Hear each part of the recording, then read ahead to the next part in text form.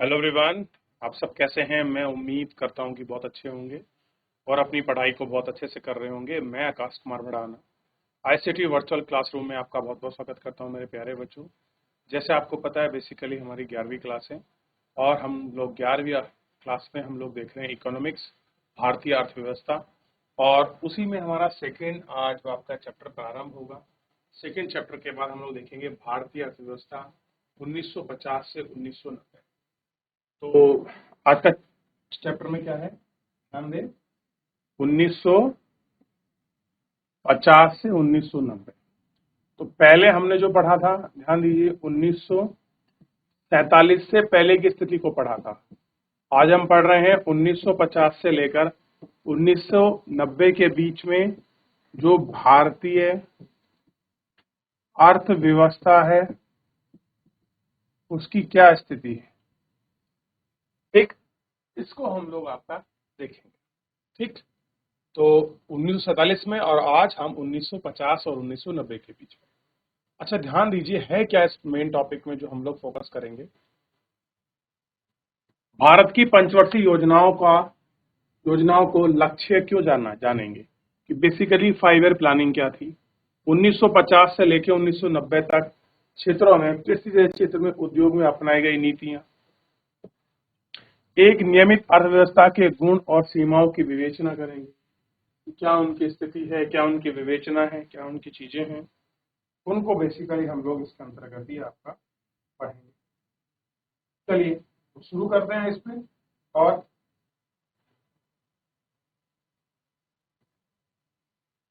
भारत में योजना का मुख्य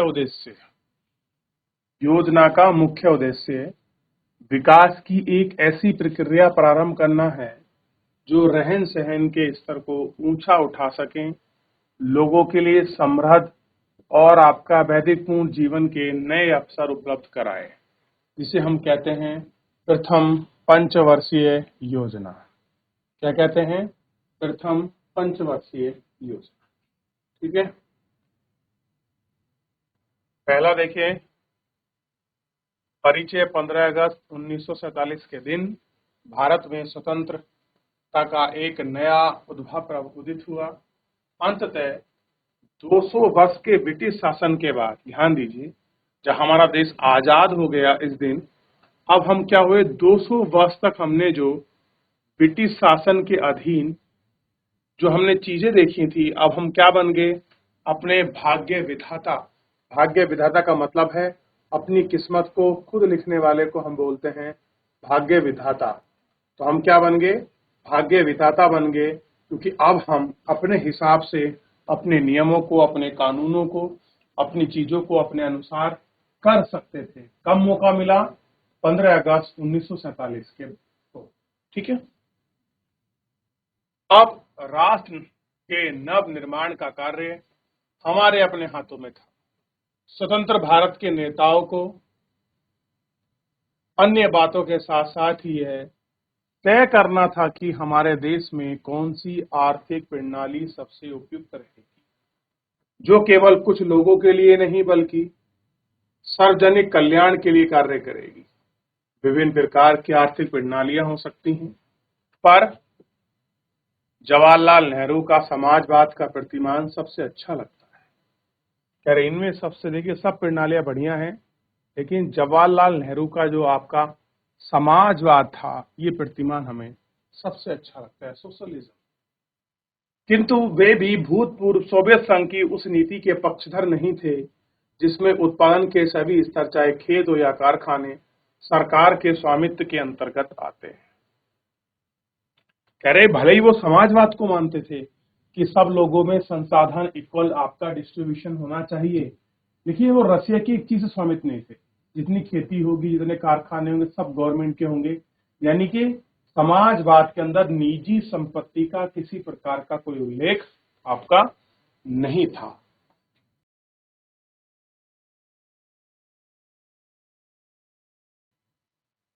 कोई निजी संपत्ति नहीं थी। लोकतंत्र के प्रति वचनबद्ध भारत जैसे देश में सरकार के लिए महत्वपूर्ण सोवियत संघ की तरह अपने भू स्वामित्व के प्रति मानों और अन्य संपत्तियों को परावृत कर पाना संभव नहीं था। नेहरू तथा स्वतंत्र भारत के अनेक नेताओं के चिंतकों को मिलकर नव स्वतंत्र भारत में पूंजीवाद और समाजवाद के अति व्याख्या के लिए विकल्प की खोज की। बुनियादी तौर पर उन्हें समाजवाद से सहानुभूति की, फिर उन्हें ऐसी आर्थिक प्रणालियां की जो विचार में समाजवाद की श्रेष्ठ विशेषताओं से युक्त किंतु कमी से मुक्त थी। इनके अनुसार भारत में एक ऐसे समाज होगा जिनमें सामाजिक क्षेत्र में एक सशक्त क्षेत्र होगा जिसके अंतर्गत निजी संपत्ति और लोकतांत्रिक भी स्थान रहेगा। ठीक है।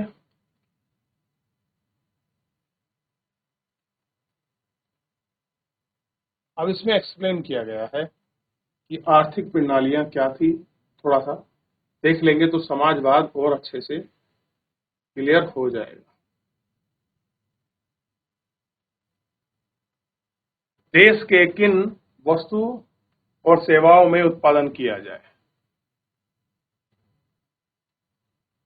वस्तु और सेवा किस प्रकार से उत्पादित की जाए कि उत्पादक इसी कार्य में मानव श्रम का अधिक प्रयोग करके आपका पूंजी का उत्पादन कर सके।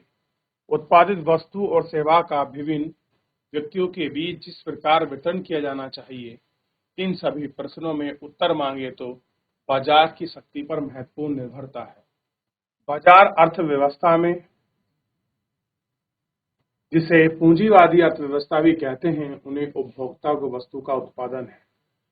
बाजार में मांग है तो इन्हीं वस्तु से की उत्पादित होती है। देश के घरेलू या विदेशी बाजार में सुलभ लाभ पर बेच सकते हैं। कारों की मांग है तो कार का उत्पादन कर सकते हैं। साइकिलों की मांग है तो साइकिलों का उत्पादन होगा। यदि श्रम पूंजी अपेक्षित सस्ता है तो अधिक श्रम प्रधान विविधता का प्रयोग होगा। यदि श्रम अपेक्षाकृत पूंजी सस्ती है तो उत्पादन की पूंजी में प्रधान विधियों का प्रयोग होगा। ये सारी चीज इसके अंतर्गत आएंगी। पूंजीवादी अर्थव्यवस्था में उत्पादित वस्तुओं का विभिन्न व्यक्तियों के बीच वितरण, कह रहे हैं उत्पादित विभिन्न वस्तुओं का व्यक्तियों के बीच उत्पादित उनकी आवश्यकताओं के अनुसार नहीं होता। अधिकांश विभाजन इस आधार पर होता है कि व्यक्ति की क्रय क्षमता कितनी होती है, किंतु वस्तु की सेवाओं को खरीदने की क्षमताओं के लिए अभिप्राय यह है कि खरीदने के लिए जेब में रुपए होने चाहिए। कम कीमत पर गरीबों के लिए घर आवश्यक है, किंतु इनकी गणना बाजार मांग को ध्यान में रखकर नहीं की जानी चाहिए, क्योंकि मांग के अनुसार गरीब की क्रय शक्ति नहीं है। परिमाण स्वरूप इस वस्तु के उत्पादन और पूर्ति बाजार के अनुसार ही नहीं हो सकती। हमारे प्रथम प्रधानमंत्री पंडित जवाहरलाल नेहरू को ऐसी व्यवस्था पसंद नहीं थी, क्योंकि ऐसी व्यवस्था को अपनाने के लिए हमारे देश में अधिकांश लोग अपनी स्थिति अब सुधारने के अवसर नहीं मिल पाते। ठीक है। समाजवाद इन तीन चीज प्रकार के लिए पूर्णतः विभिन्न तरीके देता है। समाजवाद में सरकार निर्णय लेती है कि समाज की आवश्यकताओं के अनुसार ही विभिन्न उत्पादन है, और ऐसा माना जाता है कि सरकार जानती है कि देश के लोग आपका हित में क्या है। इसी लोगों को वैश्विक इच्छाओं का आपका महत्व नहीं दिया जाता। सरकार ही यह निर्णय करेगी कि वस्तु का उत्पादन और वितरण किस प्रकार किया जाए। आपका सिद्धांत यह मानता है कि समाजवाद के वितरण के लोग आवश्यकताओं के आधार पर ही होता है, क्रय शक्ति की क्षमता के आधार पर नहीं। यानी लोगों की समाज में किस प्रकार की आवश्यकता है उसके आधार पर है, ना कि उनकी क्रय शक्ति के आधार पर। इसके विपरीत एक समाजवाद अपने ही नागरिकों को निःशुल्क स्वास्थ्य सेवाएं सुलभ कराता है। समाजवादी व्यवस्था निजी संपत्ति का कोई स्थान नहीं है। देखिए, समाजवाद में सबसे बड़ी बात क्या है, यहाँ पर निजी संपत्ति का कोई स्थान नहीं होता है, क्योंकि प्रत्येक वस्तु राज्य की होती है, उदाहरण के लिए चीन और क्यूबा में अधिकांश गतिविधियां सामाजिक सिद्धांत को निर्देशित करती हैं। किनको करती हैं? सामाजिक सिद्धांत को। अधिकांश अर्थव्यवस्थाएं मिश्रित होती हैं। सरकार और बाजार इन तीनों को साथ उत्तर देते हैं। क्या उत्पादन किया जाए, किस प्रकार किया जाए, किसका किया जाए। मिश्रित अर्थव्यवस्था में बाजार उन्हीं वस्तुओं सेवा को सुलभ करता है जिनकी वह उत्पादन करना चाहता है। सरकार आवश्यक वस्तुओं को सुलभ करती है और उन्हें आपका सुलभ करने के लिए सफल रहती है।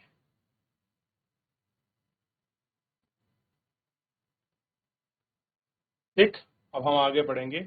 योजना क्या है, लेकिन सबसे बढ़िया आर्थिक प्रणाली। तो यहाँ पहले आपका निजी और फिर उसके बाद आपका जो था इसमें समाजवाद की अवधारणा को प्रस्तुत किया गया। देख लीजिए।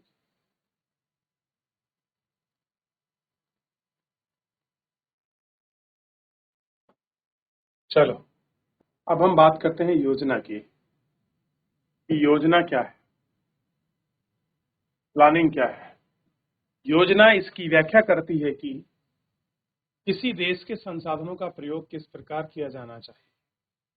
कुछ सामान्य तथा कुछ विशेष उद्देश्य हैं जिनको एक निर्दिष्ट समयावधि में प्राप्त करना होता है। भारत में योजना 5 वर्ष की अवधि की होती है। कितनी होती है योजना? बेसिकली 5 ईयर की होती है। इसे पंचवर्षीय योजना कहा जाता है। और शब्दावली राष्ट्रीय नियोजन के अग्रणीय देश पूर्वी सोवियत संघ से ली गई है। कह रहे जो हम 5 ईयर प्लानिंग शुरू की है ना हमने, ये कहां से लाई है? जो पूर्व सोवियत संघ था उसी से हमने ये ली थी, एडॉप्ट की थी। हमारे लेखा वर्ष 2017 के प्राक्कलन में 5 वर्षों की योजना अवधि प्राप्त करने के उद्देश्य से उल्लेख नहीं किया गया है, अपितु आगामी 20 वर्षों में प्राप्त की जाने वाले उद्देश्य का उल्लेख है। कि हम 5 साल में क्या चीज करेंगे वो तो नहीं है, लेकिन कोशिश है कि 20 साल में हम किन चीजों को लें। दीर्घकालीन योजना का प्रक्षेपात्मक योजना है। पंचवर्षीय योजनाओं का प्रक्षेप्य ध्यान योजनाओं के आधार पर होता है। यह तो संभव नहीं है कि सभी योजनाओं को लक्ष्यों के अनुसार महत्व दिया जाए। विभिन्न लक्ष्यों में कुछ अंतर्द्वंद होता है।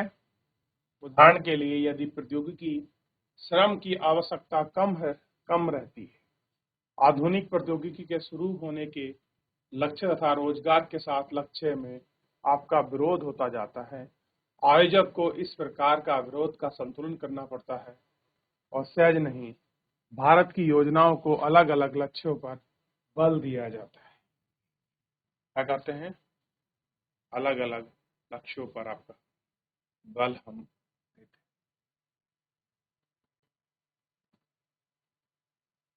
भारत की पंचवर्षीय योजना यह नहीं बताती है कि प्रत्येक वस्तु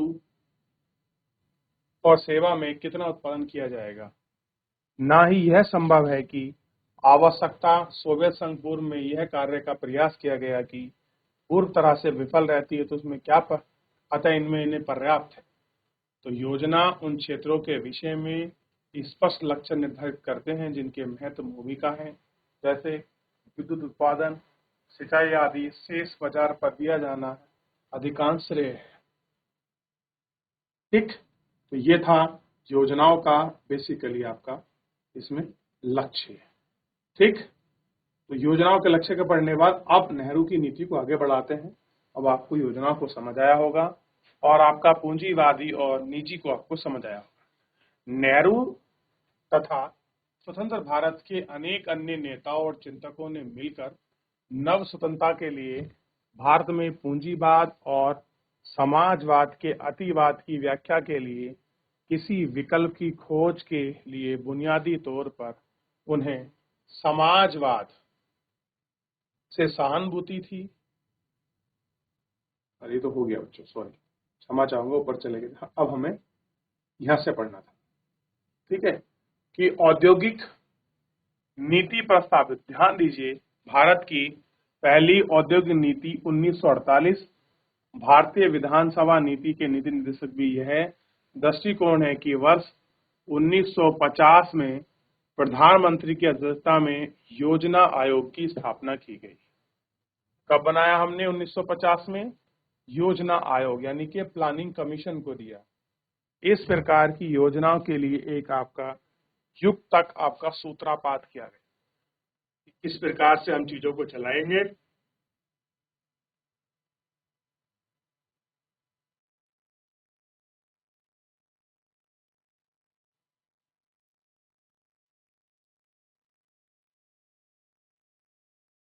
पंचवर्षीय योजनाओं के लक्ष्य।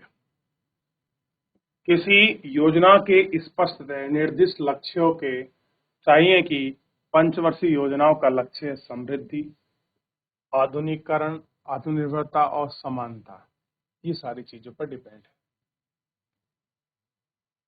इसका अर्थ यह नहीं है कि प्रत्येक योजना में इन योजनाओं के लक्ष्यों को महत्व दिया गया हो। सीमित संसाधनों के कारण प्रत्येक योजना में लक्ष्य का चयन करना पड़ता है जिनको प्राथमिकता दी जानी है। हाँ, योजक को यह सुनिश्चित करना चाहिए कि यहाँ तक संभव हो कि चारों उद्देश्य से कोई अंतर विरोध ना हो। कैसा हो? किसी प्रकार का कोई अंतर विरोध आपका ना हो।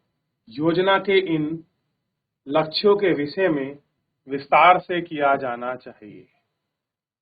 अब बात कर रहे हैं समृद्धि की, ग्रोथ। और आप जानते हैं किसी भी अर्थव्यवस्था में डेवलपमेंट से ज्यादा ग्रोथ मैटर करती है कि आपकी ग्रोथ क्या है, आप किस रेट से अपना समृद्धि दर बढ़ा रहे हैं। ठीक, ये सबसे महत्वपूर्ण है।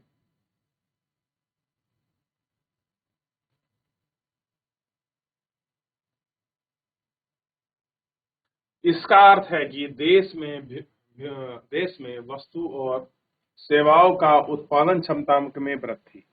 इसका अभिप्राय उत्पादक पूंजी के अधिकांश भंडार, परिवहन, बैंकिंग आदि सहायक सेवाओं का विस्तार, उत्पादक पूंजी सेवाओं की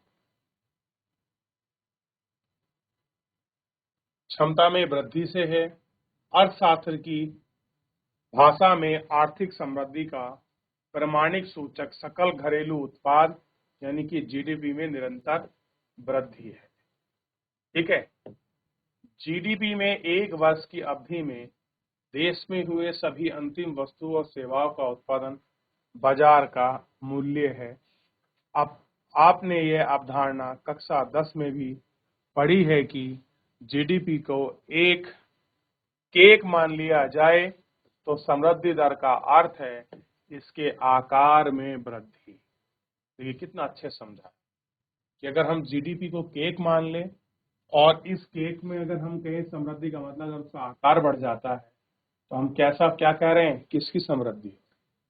यदि केक बड़ा होगा तो अधिकांश लोग उपभोग कर पाएंगे।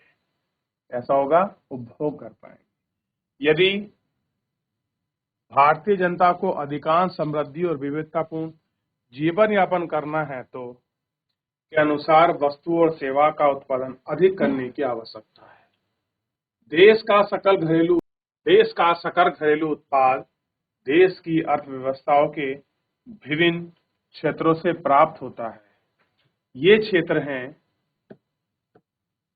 कृषि क्षेत्र, औद्योगिक क्षेत्र और सेवा क्षेत्र। इन क्षेत्रों के योगदान से ही अर्थव्यवस्था का ढांचा होता है। कुछ देश सकल घरेलू उत्पाद की समृद्धि दर का योगदान अधिक है तो कुछ को क्षेत्रों की वृद्धि में योगदान करती है। आधुनिकीकरण वस्तु और सेवाओं के अधिक युद्ध का ग्रोथ का मतलब समझ आ गया। अगर हम बात कर रहे हैं आधुनिकीकरण की, वस्तु और सेवा का उत्पादन बढ़ाने के लिए उत्पादकों को नई प्रौद्योगिकी अपनानी पड़ती है। उदाहरण के लिए किसान पुराने बीजों के स्थान पर नई किस्म के जो आपके बीजों का प्रयोग कर खेती की पैदावार को बढ़ा सकता है।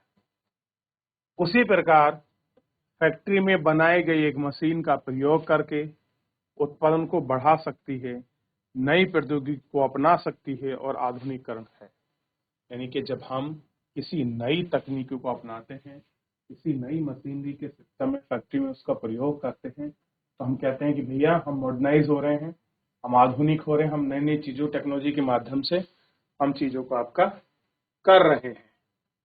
आधुनिकीकरण केवल नवीन प्रौद्योगिकी का प्रयोग तक सीमित नहीं है, बल्कि इसका उद्देश्य सामाजिक दृष्टि में परिवर्तन लाना, जैसे स्वीकार कर लेना महिलाओं का अधिकार पुरुषों के समान होना चाहिए।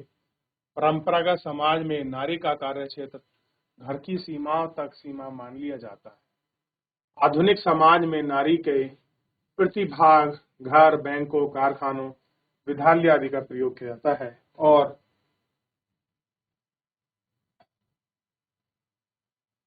ऐसा करना ही समाज में अधिकांश समृद्ध होता है। कैसा होता है? समृद्ध होता है। ये तो हुआ तकनीकी। एक है आत्मनिर्भरता। कैसा है? आत्मनिर्भर, सेल्फ डिपेंडेंसी हम इसको कहते हैं। आपको कंफर्म होना चाहिए कि आत्मनिर्भरता क्या है। तो आत्मनिर्भरता बढ़ने से पहले आप ग्रोथ को बताइए और मॉडर्नाइज क्या होता है, क्या सीखा है आपने, क्या समझ आया, मुझसे पूछिए। कोई डाउट है तो बताइए। देखिए पहले से।